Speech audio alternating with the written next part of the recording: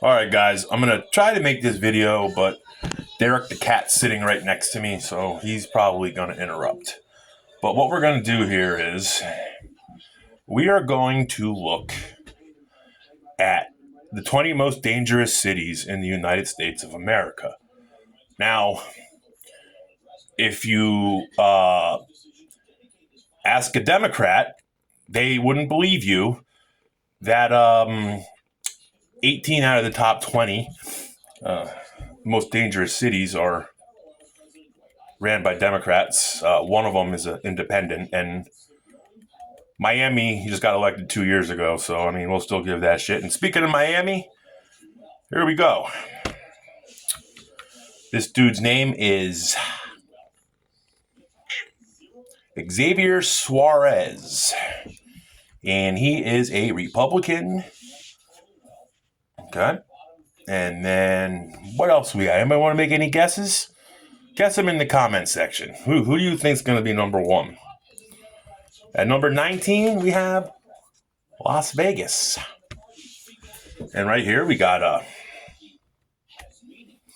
that lady, she looks a little rough, but yep. Let's see.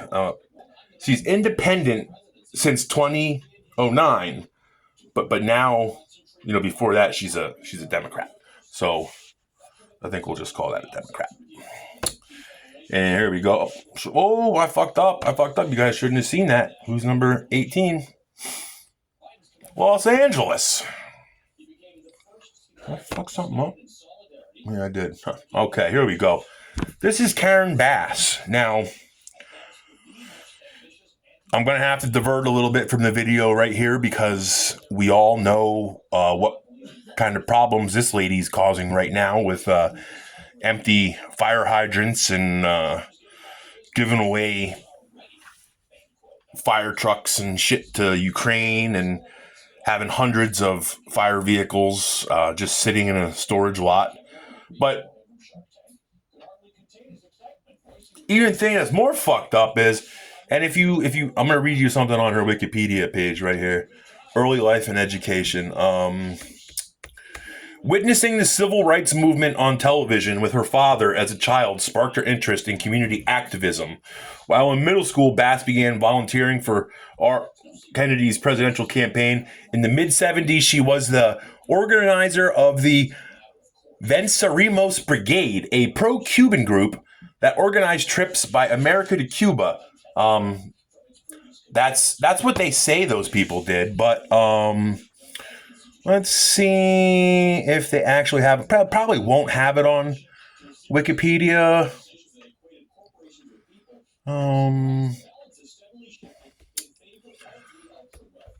Yeah, see, it's not going to say it on here, but it's okay. I want to take you back to November 7th, 1983. Ronald Reagan is in office. Do you know the date, November 7th, 1983? It's a night that echoes in the halls of American history. It is the date that a radical group known as M19 bombed the north wing of the United States Capitol. Derek! They bombed it. Don't it went hit any buttons. You don't know that date, November 7th, 1983? I mean, isn't that the day that democracy almost died? It was worse than the Civil War.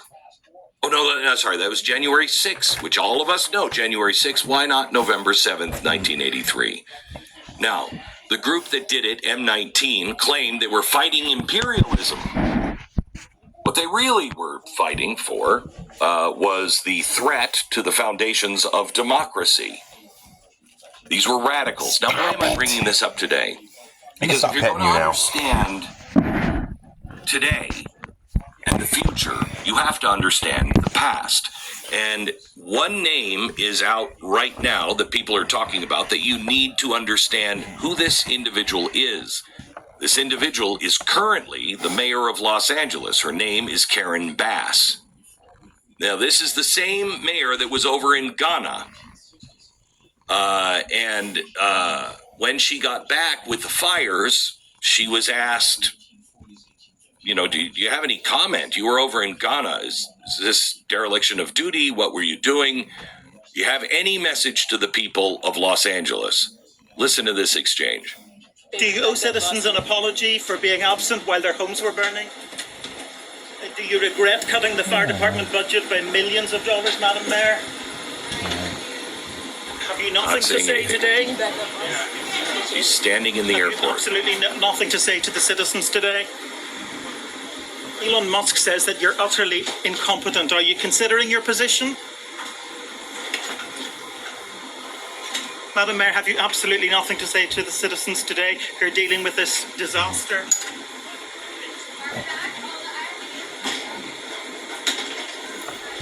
No apology for them? If this was a criminal proceeding, we would call that Do you think you should have been visiting pleading Ghana the while this fifth, was unfolding? which protects you against incriminating yourself. Now she's standing, that part that, where it bends to go right into the airplane, right as you're going down the ramp, and then it bends into the airplane. She's standing right at that bend. She was actually looking through the window of the glass at security because she gets special treatment. She gets to not go through the airport.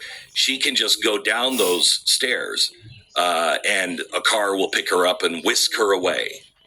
So she's standing there looking at security like, open the door. When are you going to open the door? Finally, she just looks through and shakes her head and gets instruction, just go the other way. So she leaves. Now, what does she have to say? Well, not a lot. But let's understand who she is and why she doesn't have a lot to say. Karen Bass built her career as a community activist. Oh, there's a code word. We now understand what it means. The activism is a polite term now for her history. She's an activist. Well, okay.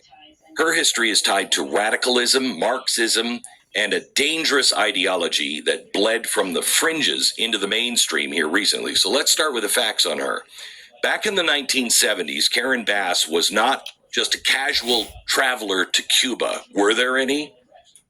When she went to Cuba, many, many times, she was a devoted participant in what's called the Venceramos Brigade. What is that? I never heard of it.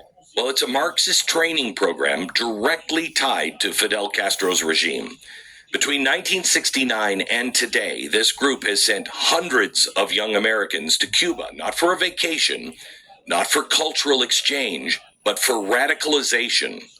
You don't join the Venceramos Brigade because you want to learn, what is that? What is the emoji with the salsa dancer? Can I use that if I join the Venceramos? That's not what that's about. It's not about good Cuban coffee.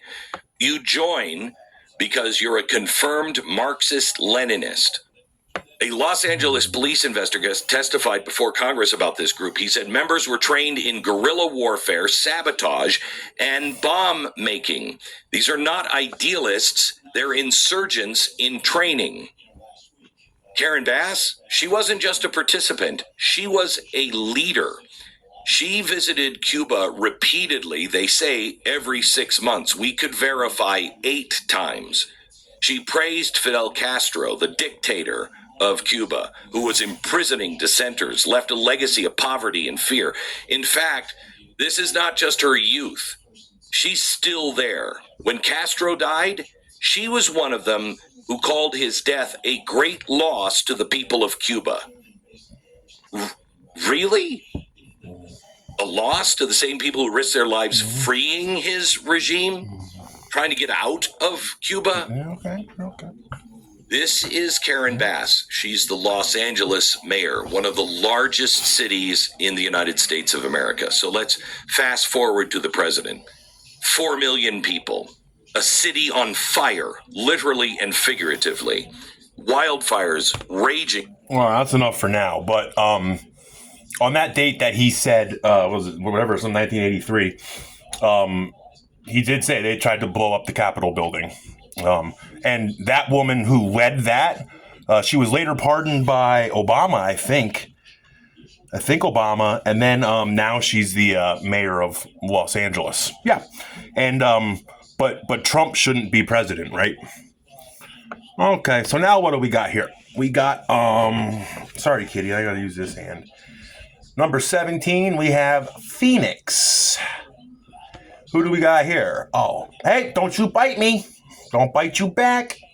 Oh, Democrat mayor of Phoenix. You know, let go of my finger because you're going to bite me. You're being mean.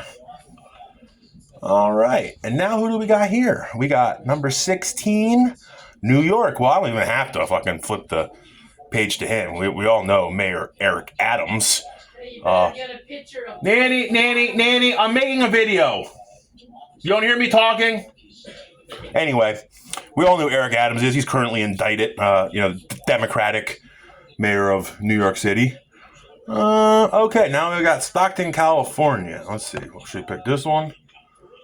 No. This one? Nope. There we go. Stockton, California. Nice looking white lady there, Christina Fugazi. And go all the way down here, and Democrat. What do we got next? Number 14. Oh, Hotlanta, Georgia. Oh, Andre Dickens, Democrat. Number 13. Baltimore.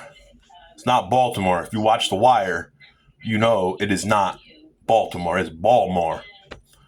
There we go. We got this guy right here. Oh, Democrat. And who we got here? Number 12. Oh, boy. Orlando, Florida. Oh, there. It's this guy, I think. Yep. Buddy Dwyer. He's a Democrat, but funny thing is, I don't know if you know this, but it says up here, not to be confused with Bud Dwyer. For the younger kids out there, Bud Dwyer, I think he was a senator or a congressman or something, and he was in some sort of trouble, and he went to hold a press conference, and he walked up to the podium with a brown paper bag and then pulled out a .44 Magnum and blew his brains out on live TV. Yeah, it was on the Many Faces of Death. That shit was pretty fucking weird. All right. Number 11. Milwaukee, Wisconsin, home of the Milwaukee Cannibal. Let's see. Houston. Wait, did I fucking miss one here? Oh, here we go, right there. That should be it, right? Yep, mayor of Milwaukee, Democrat. Okay. So far, we're at 1 Republican, 1 Independent, and 8 Democrats. All right. Okay. Cracking the top 10. We got Houston down there on the Texas Gulf Coast. Oh, yep. It's in blue. So, yes. First, we're going to go up to the top here. But, yeah, it's been... Houston has been ran by Democrats consistently since 1933. Mm-hmm. Oh, should I do it again? We don't want to do that. Number 9. Birmingham, Alabama. Can you imagine how shitty it would be to be the mayor of Birmingham, Alabama? But, come up here. Shit. Oh my God, another Democrat. Would you believe that? Would you believe that? It's almost like the loose crime policies from Democrat mayors and Democrat cities makes crime worse. Here we are, number 8, Cleveland, Ohio, where my lovely cousin Maria Novak lives. She's married to a legitimate rocket scientist who has 2 fucking master's degrees and works for NASA. Is this it? Oh, no, wrong one. 1 too far, I think. What do we got here? Yeah, Cleveland. Democrat for Cleveland. And number 7, New Orleans, Louisiana. It's almost time for Fat Tuesday, right? I think. All right, Latoya Cantrell. Want to take a guess on this one? Oh, shit. We're going to have to go all the way to the bottom. Oh, Democrat. It said it up there. Democrat. There we go. And what are we on now? Number 6. Kansas City, Missouri. That's a big thing because Kansas City, Kansas does not have half the problems of Kansas City, Missouri. And we got this Democrat named Quentin Lucas. All right, ladies and gents, top 5 time. Detroit, Michigan. Oh, man, the Motor City Madness. Wait. Oh, here it is. I kind of want to scroll down here to see how long Detroit has been ran by Democrats. Oh, they don't show it. Okay, but yeah, it's Democrat, obviously. It is Detroit. I think Detroit's been ran by Democrats since the 30s. Yeah, okay. Oh, home of George Floyd. I just realized that he's been sober for like 4.5 years now. Good for him. I'm glad that Derek Chauvin could help him get his shit together and be sober. Oh yeah, that's this guy. Here we go. Oh no, one too far again. Shit. Minneapolis. Democratic. Okay. Yeah, let's go. Top 3, son. Little Rock, Arkansas. Home of Slick Willie Clinton, right? Here we go. Democrat. Okay, and for the runner-up, St. Louis, Missouri. Pretty bad place. Home of Nelly. I'm from the Loop and I'm proud. And here we go. Oh, shit. Where's it at? Democrat. Okay. And has everybody made their guess already?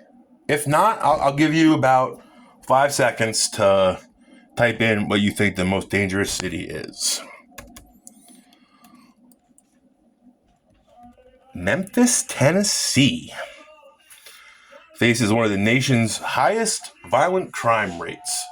27.5 people out of 1,000 people will be aggravatedly assaulted. Interesting, huh? And what do you think? You think we got a Democrat here or... Oh, another Democrat. All right. Now, I'm going to push the buttons because this video right here has been controversial enough already, according to the left. But what if I tell you, while we were going through all the mayors of the top 20 most dangerous cities in America, that only 7 of them are white.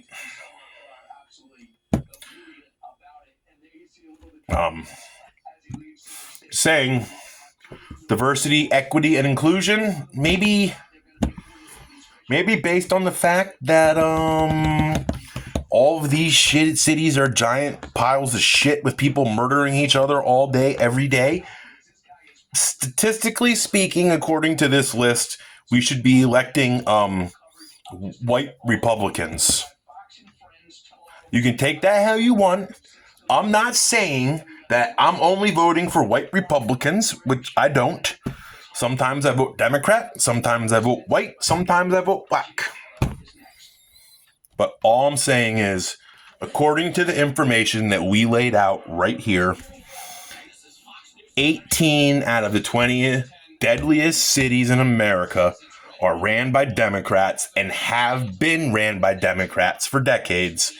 And the majority of them are minorities. Take that however you want. Right, Derek? You did a good job helping me out today, bud. Yeah, you did. Yeah, you're a good boy. You want to get some treats now? Okay.